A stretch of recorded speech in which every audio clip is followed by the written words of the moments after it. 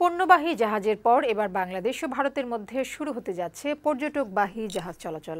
সবকিছু ঠিক থাকলে চলতি মাসের শেষ সপ্তাহে কলকাতা থেকে বাংলাদেশ হয়ে আসামের গুয়াহাটি পর্যন্ত জাহাজ করে শুরু হবে যাত্রী চলাচল। ফলে শুধু যোগাযোগ ব্যবস্থার উন্নতি নয়, দুদেশের পর্যটন ও অর্থনীতিতে খুলবে নতুন দুয়ার। এ উপলক্ষে দেশের নৌবন্দরগুলোকে ঢেলে সাজানোর পাশাপাশি নেওয়া হচ্ছে ব্যাপক প্রস্তুতি। বিস্তারিত জানাচ্ছেন ফাহিম মোনায়েম।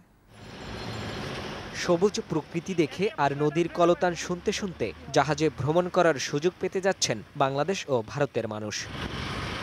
নৌ প্রোটোকল চুক্তির আওতায় বাংলাদেশ ও ভারতের মধ্যে পণ্যবাহী জাহাজ চলাচল করছে ১৯৭২ সাল থেকে। গত বছরের সেপ্টেম্বরে দুদেশের মধ্যে সম্পাদিত চুক্তি অনুসারে যাত্রীবাহী জাহাজ চলাচল শুরুর ব্যাপারে এর মধ্যেই আগ্রহ দেখিয়েছে বেশ কয়েকটি কোম্পানি। চলতি মাসের শেষ সপ্তাহ থেকে যাত্রীবাহী জাহাজ ভারতের আরভি বেঙ্গলগঙ্গা আর বাংলাদেশের বিআইডব্লিউটিসির জাহাজ মধুমতি দিয়ে শুরু হবে প্রথম যাত্রা।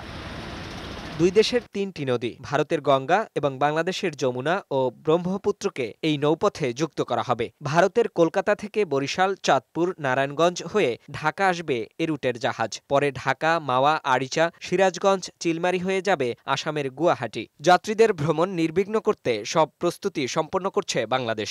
আমরা আশা করি এটা প্রথম ভয়েস, এটা সাকসেসফুল হলে এরপরে সবাই আগ্রহ হবে। আমাদের সব স্টেশনে বলে দেওয়া আছে, নির্দেশ দেওয়া আছে, চিঠিপত্র দেওয়া আছে, যাতে কোনো প্রবলেম না হয়।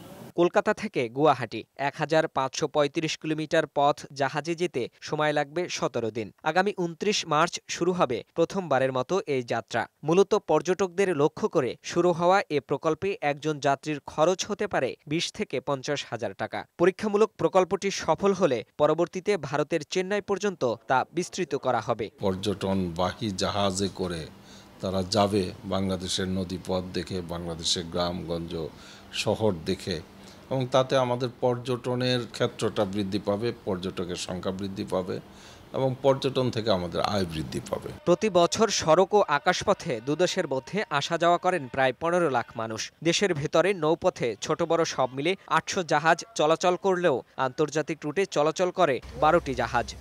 দুদেশের জন্য লাভজনক এই প্রকল্পে বাংলাদেশ সমানভাবে অংশ নিতে হলে বেসরকারি জাহাজ নির্মাতাদের উৎসাহী করে বাড়াতে হবে জাহাজের সংখ্যা। আর যে নদীবন্দরগুলো ব্যবহার করা হবে সেগুলোতে প্রয়োজনীয় অবকাঠামো নিশ্চিত করা গেলে বাড়বে পর্যটকের সংখ্যা। সফলতা আসবে এই প্রকল্পে। সদরঘাট থেকে ফাহিম মোনায়েম, বৈশাখী সংবাদ, ঢাকা।